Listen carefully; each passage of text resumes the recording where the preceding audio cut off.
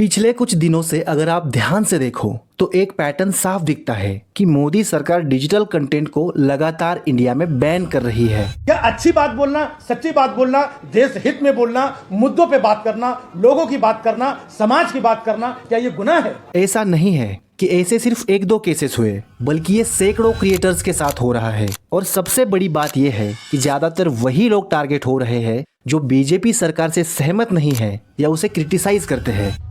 लोकतंत्र की मजबूती के लिए, लोकतंत्र के संवर्धन के लिए, लोकतंत्र के स्पिरिट के लिए आलोचना एक शुद्धि यज्ञ है। उस रूप में हम आलोचना को देखने वाले हैं। मोदी सरकार के लोकतंत्र की इसी खूबसूरती को आज इस वीडियो में हम पूरी गहराई से देखते हैं। आपके ट्विटर अकाउंट को बैन कर दिया गया इंडिया में, मतलब आप भारत में नहीं बोल सकते। मॉलिटिक्स जो हमारा फेसबुक पेज है वो 29 तारीख की रात को हमारे पास नोटिफिकेशन आता है कि इंडिया में बैन कर दिया गया। Your account is suspended, news दिगी। आपका ये वीडियो हमने टेक डाउन किया है, रिस्ट्रिक्ट किया है इंडिया में। लोकतंत्र की अगर सबसे बड़ी ताकत है तो क्रिटिसिज्म है। आज हालात ये हो गए हैं कि कोई प्रोटेस्ट प्रॉपरली शुरू होने से पहले ही दबा दिया जाता है। जो पत्रकार सरकार से सवाल पूछते हैं या सरकार की आलोचना करते हैं, उन पर एफआईआर दर्ज की जाती है। और ये सब देखकर दिमाग में एक ही सवाल आता है, आखिर ऐसा क्या बदल रहा है? कौन से नए रूल्स बनाए जा रहे हैं जो धीरे धीरे लोगों की आवाज को खत्म करने का सबसे बड़ा हथियार बन सकते हैं? रिसेंटली नोएडा के जेवर एयरपोर्ट के उद्घाटन के लिए पीएम मोदी की एक रैली थी। अब ऑब्वियस है कि रैली में भीड़ चाहिए, लेकिन ये भीड़ आई कैसे? भीड़ जुटाने के लिए सरकार ने क्या किया कि गलगोटिया और शारदा यूनिवर्सिटी के स्टूडेंट्स को अटेंडेंस और खाने का लालच देकर बसेस में भरकर उस रैली में लाया। मतलब जो स्टूडेंट्स क्लास में होने चाहिए थे, उन्हें पॉलिटिकल क्राउड बना दिया गया। अब यहाँ एक छोटी सी चीज होती है जो बाद में बहुत बड़ी बन जाती है। गलगोटिया की एक हैप्पी नाम की लड़की वो बस एक 40 सेकंड का मिनी व्लॉग बनाती है। जेवर में इंडिया का सबसे बड़ा इंटरनेशनल एयरपोर्ट इनॉग्रेशन में मोदी जी के इतने सारे भक्त अपने बहुमूल्य समय निकाल के उनके भव्य दर्शन के लिए एकत्रित हुए हैं। अगर आपको भी ऐसा लगता है तो बिल्कुल गलत लग रहा है। दरअसल ये जो भीड़ देख रहे हो वो आई नहीं, बुलाई गई है। ग्रेटर नोएडा के सारे स्कूल कॉलेज के सारे बच्चों को, इनफैक्ट मेरे कॉलेज वालों ने भी पूरे 2 दिन की अटेंडेंस फ्री में मिलेगी। ऐसे ना जाने कितने बेनिफिट्स बता के लाए हैं। यहाँ आने के बाद मैं मोदी जी को एक ही बात बोलना चाहूंगी, वाह मोदी जी, जिसमें वो सिंपल सा बताती है कि उन्हें अटेंडेंस के नाम पर रैली में लाया गया है। उस व्लॉग में कोई हेट नहीं था, न कोई वायलेंस था। उसने बस एक नॉर्मल सा एक्सपीरियंस शेयर किया था, लेकिन उसी वीडियो को इंस्टाग्राम से बैन करवा दिया जाता है। अब तुम खुद सोचो, अगर एक स्टूडेंट अपना एक्सपीरियंस भी नहीं शेयर कर सकता तो फिर प्रॉब्लम वीडियो में है या सिस्टम में? और आयरनी यही खत्म नहीं होती। गाजियाबाद के डीएम 800 स्कूल्स की छुट्टी कर देते हैं ताकि स्कूल बसेस रैली में यूज हो सके। कई कंपनीज के वर्कर्स को भी अटेंडेंस के नाम पर रैली में लाया जाता है। मतलब क्राउड इकट्ठा करने के लिए हर तरीका यूज किया जा सकता है, लेकिन एक हार्मलेस रील टॉलरेट नहीं की जाती। लोकतंत्र में अगर विरोध नहीं होता है, आलोचना नहीं होती है, तो फिर वो लोकतंत्र कैसे हो सकता है जी? अब दूसरा सीन देखो। साटायर कॉमेडी हर डेमोक्रेसी का हिस्सा होता है। तो एक कॉमेडियन है पुलकित मनी। वो मोदी की मिमिक्री करते हुए एक वीडियो बनाता है जिसमें वो बस ये दिखाता है कि मोदी फॉरेन मिनिस्टर से कैसे मिलते हैं, उनसे कैसे बात करते हैं और उनसे कैसे गले लगते हैं। लेकिन जैसे ही वो वीडियो लोगों तक पहुंचने लगती है तो सरकार आईटी एक्ट का मिसयूज करके उसे इंडिया में बैन कर देती है। इस रील पर 16 मिलियन व्यूज थे, लेकिन मोदी सरकार ने आईटी एक्ट का मिसयूज करके इसे इंडिया में ब्लॉक करवा दिया। यह है हालत आज के दिन दोस्तों देश में freedom of speech. Mint newspaper एक रिपोर्ट पब्लिश करता है जिसमें बताया जाता है कि मोदी की 99 फॉरेन ट्रिप्स पर 815 करोड़ रुपए खर्च हुए। अब ये पब्लिक डाटा है और इस पर सवाल उठाना नॉर्मल है, लेकिन कपिल नाम का एक ट्विटर यूजर इस पर 2 शब्द लिखता है, टोटली यूजलेस, और उस ट्वीट को भी इंडिया में बैन कर दिया जाता है। अब सोचो, अगर 2 शब्द की क्रिटिसिज्म भी सेफ नहीं है तो फिर ओपन डिस्कशन बचता कहाँ है? हाल ही में एक तरफ न्यूज पॉलिटिक्स, न्यूज दिग्गी, तो दूसरी तरफ व्यंग्यकार राजीव निगम, कार्टूनिस्ट गौरव सर्जेराव, एक्स पर लोकप्रिय पैरोडी अकाउंट निम्मू यादव और एक्टिविस्ट संदीप के साथ साथ 12 बड़े बड़े ट्विटर अकाउंट्स को इंडिया में पूरी तरह से बैन कर दिया गया। इंडिया के सबसे बड़े यूट्यूब न्यूज चैनल्स में से एक 4 PM को भी दूसरी बार इंडिया में बैन कर दिया गया। जो लोग बोल रहे हैं, सरकार से सवाल पूछ रहे हैं, वो चंद लोग ही बचे हैं जिनकी आवाज है, जो सरकार की आंखों में आंखें डालकर सवाल पूछते हैं। कोई बदलाव देखिए, सबसे आपने कहा कि भाई सबसे पहला हमारा पता है सबसे बड़ा जुल्म क्या है कि हम चित्रा त्रिपाठी नहीं बन पा रहे हैं, हम अमित देवगन नहीं बन पा रहे हैं, हम अमन चोपड़ा नहीं बन पा रहे हैं, अमन सुधीर चौधरी नहीं बन पा रहे हैं, हम गोदी मीडिया नहीं बन पा रहे हैं। अब यहाँ सबसे इंटरेस्टिंग चीज ये होती है कि ट्विटर खुद कोर्ट में जाता है और कहता है कि सरकार की ये कार्यवाही जरूरत से ज्यादा सख्त है और मेजॉरिटी कंटेंट आईटी एक्ट को वायलेट ही नहीं करता। यहाँ तक कि डॉक्टर निम्मू यादव जैसे पैरोडी अकाउंट्स को इसलिए बैन किया गया क्योंकि वो मोदी को बैड टेस्ट में दिखाता है। अब दूसरी तरफ देखो, द केरला स्टोरी और द कश्मीर फाइल जैसे फिल्मों को पीएम मोदी द्वारा प्रमोट किया जाता है, उन्हें टैक्स फ्री किया जाता है क्योंकि वो गवर्नमेंट नैरेटिव को सपोर्ट करती है। उन्हें यहाँ सेंसरशिप नहीं, सपोर्ट मिलता है।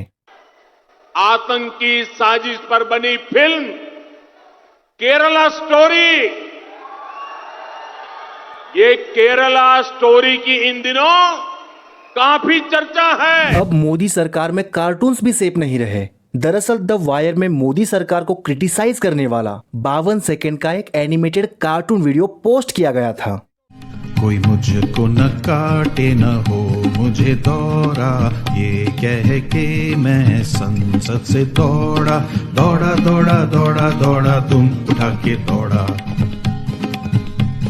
सामने थे टैंक ना की उबर या ओला, जो उचित समझो वो करने को बोला, दौड़ा दौड़ा दौड़ा दौड़ा, तुम उठा के दौड़ा। लेकिन मोदी सरकार ने वो वीडियो इंडिया में बैन कर दिया और जवाबी कार्यवाही में द वायर का अकाउंट 2 घंटे के लिए बैन कर दिया। इस घटना को लेकर द वायर के संपादक सिद्धार्थ वरदराजन एक्स पर एक पोस्ट डालते हैं और कहते हैं कि मोदी जी तो आलोचना का समर्थन करते थे, फिर एक कार्टून वीडियो क्यों हटा दिया। लोकतंत्र में आलोचना होनी चाहिए, तीखी आलोचना होनी चाहिए, मोदी के बाल नोच लेने चाहिए, लेकिन दुर्भाग्य है आलोचना नहीं होती है। वो आगे लिखते हैं, हंसी और व्यंग मोदी के लिए आपातकाल का मामला बन गए हैं। इन घटनाओं को लेकर पत्रकारों और डिजिटल अधिकार संगठन जैसे डीजी पब ने भारत में अभिव्यक्ति की स्वतंत्रता के हनन की कड़ी निंदा की। इससे पहले 2013 में आज तक न्यूज चैनल ने बाकायदा फॉर्मर पीएम मनमोहन सिंह को लेकर एक कार्टून बनाया था।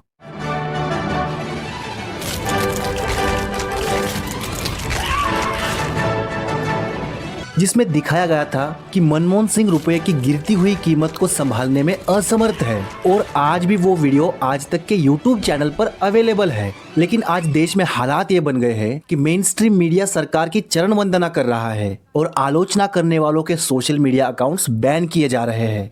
अब सबसे इम्पोर्टेंट चीज ये है कि आईटी एक्ट का सेक्शन 69 ये सिर्फ तब यूज होना चाहिए जब देश की संप्रभुता या पब्लिक ऑर्डर को खतरा हो, लेकिन यहाँ इसका यूज पर्सनल क्रिटिसिज्म को दबाने के लिए हो रहा है। जर्नलिस्ट मुकेश मोहन पर 50 करोड़ का डिफेमेशन केस कर दिया जाता है सिर्फ इसलिए क्योंकि उन्होंने एक न्यूज को अपनी रील में कोट किया था। 1 मार्च 2026 को द कारवा मैगजीन एक इन्वेस्टिगेटिव रिपोर्ट पब्लिश करती जिसका टाइटल था Nagpur beef, the beef company invested in Gadkari's business empire. इसके 2 दिन बाद 3 मार्च 2026 को YouTuber content creator Mukesh Mohan ने उन्होंने एक 2.5 मिनट की रील बनाई जिसका टाइटल ये था। इसके बाद 26 मार्च 2026 को मुकेश मोहन के पास 50 करोड़ का डिफेमेशन का नोटिस मिला। नागपुर पुलिस ने एफआईआर दर्ज की, फोन सीज्ड हुआ। यहाँ तक कि छोटे बच्चों की रील्स भी डिलीट की जा रही है क्योंकि उन्होंने गैस प्राइजेस जैसे इश्यूज पर बात की थी। मेरा अकाउंट डिलीट करवा दिया गया है। पहले मेरे बेटे की 2 वीडियो इंडिया से हटा दी गई। जरा सोचो ये सरकार एक छोटे से बच्चे से डर गई। 56 इंच का सीना जिस तुम्हारे बाप का है उसने मेरी कल 2 वीडियो इंडिया से हटवा दी।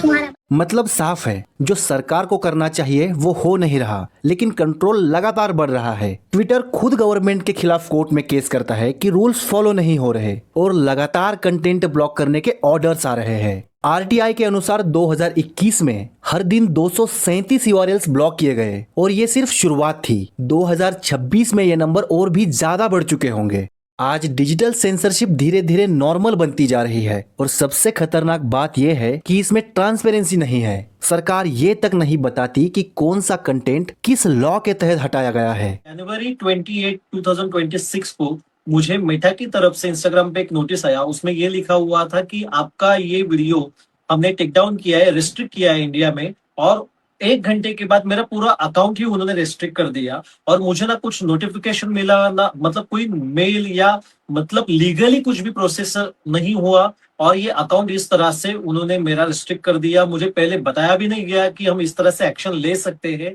अब गवर्नमेंट ने एक नया रूल लागू किया है। पहले कंटेंट हटाने के लिए क्रिएटर को 36 घंटे मिलते थे, अब सिर्फ 3 घंटे मिलेंगे और सरकार इसे और कम करके 1 घंटा करने का सोच रही है। मतलब फरवरी 2026 के बाद गवर्नमेंट के खिलाफ बोलना या लिखना ऑलमोस्ट इम्पॉसिबल बना दिया गया है। और अब प्लान ये है कि इंडिपेंडेंट क्रिएटर्स जैसे ध्रुव राठी, रवीश कुमार को भी कंट्रोल में लाया जाए। नए रूल्स के अनुसार सरकार कंटेंट हटवा सकती है, उसे चेंज करवा सकती है और क्रिएटर से माफी तक मंगवा सकती है। और अब आखिरी बात, एक लीडर जो कहता था कि वो गरीब घर से आया है, चाय बेचता था, वही आज उस डेमोक्रेसी को कमजोर कर रहा है जिसकी वजह से वो यहाँ तक पहुंचा है।